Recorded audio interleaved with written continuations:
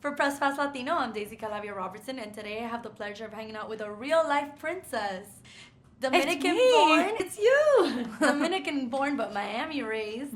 Aimee Carrero, how are you? I'm great. How are you? Did I say it right? Carrero. Carrero, sí. Right. And also, I have to say this because my dad's in the next room, but I'm also half Puerto Rican.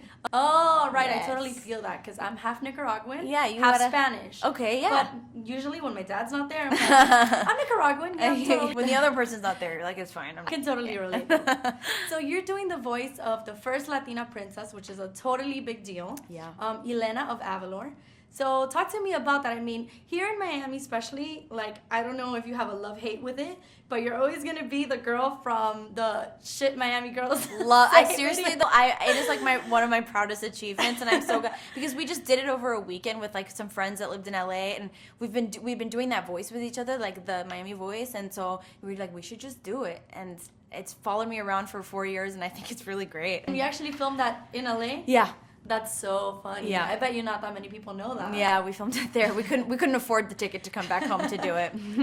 So what has been the transition for you from that video that went viral and it's like a huge hit, like you said, people are still nuts about that video. Yeah. They still share it, they still comment on it, to the point where you're on the phone talking to Disney and they're asking you, can you be the voice of Disney's first Latina princess? Wish it worked like that. No, it's been cool. I mean, I moved to LA 7 years ago, so even before we did that video, I was plowing away and auditioning and working. By that point, I'd done a series on Cartoon Network, a live action series. So I was acting. Level Up? Level Up, yeah. And so I think, like I said, that the YouTube video was so unexpected, but it brings me so much joy that people still relate to it. And I'll circle back to that in a second. But, when I got the call about Elena, I didn't know it was a princess thing. I didn't know anything about, like, especially a Latina princess, nothing. I just knew it was a TV series for Disney animated. And so I sent in my audition tape, and I had a few callbacks. The whole process took about a month or two, which was pretty long to get a job. And then finally, when the press release came out, I saw that it was like a much bigger deal than I had originally thought. So it was really cool.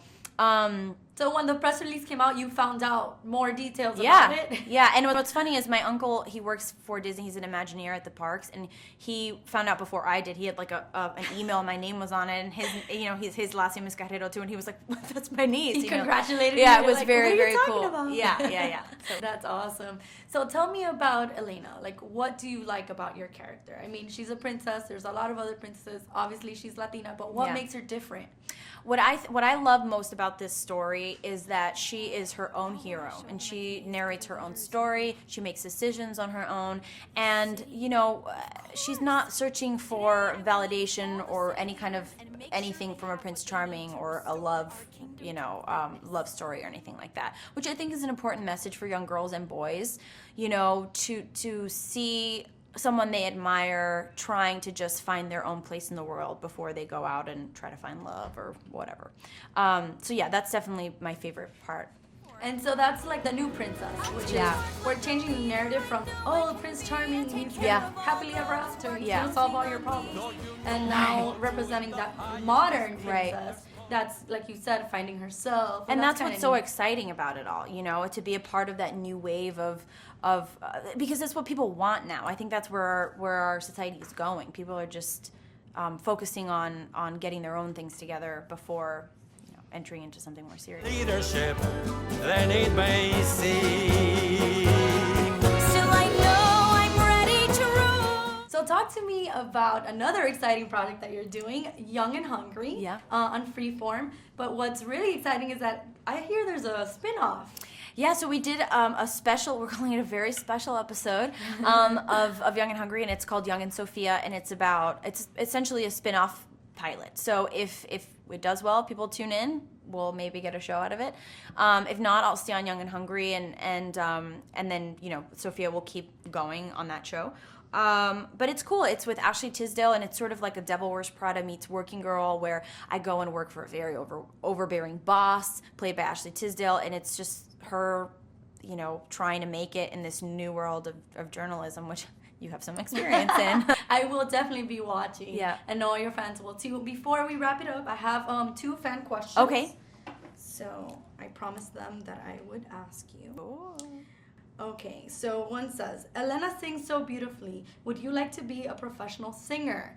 Oh, well, that's nice that they think I can be. I don't know about like releasing an album or anything, but I would love to go back to the theater and maybe do some musicals. I would actually really love that. The second one says, what have you learned from living in Miami that you have used in your acting career, or that you have used to play any of the characters, since she also plays a feisty Latina on Young and Hungry? Well, I know a lot of feisty Latinas, but I think that growing up in such a melting pot, but also a very specific kind of melting pot, so it's a melting pot for Latinos, Miami. First of all, I didn't feel like at all discriminated against growing up, and that was helpful for my confidence, because when I moved to LA, I just thought I looked like everybody else, and so it was news to me when they were like, we're really not looking for ethnic. I'm so confused. You're like, what where's are you ethnic? What are you talking about? Right. So that was great, and it really helped my confidence. And then also, I've worked on like shows like The Americans, where I played a Sandinista, and the fact that like I knew people that lived through that, actual people, Nicaraguenses, like me. Exactly. Then I was able to just draw from those experiences. So I think it's something I use every day. So it made you a little bit more well-rounded. I think so. I like to think so. All right, well, thank you so much. We had a lot of fun here talking to you. For more entertainment news, make sure to tune in to PressPassLatino.com.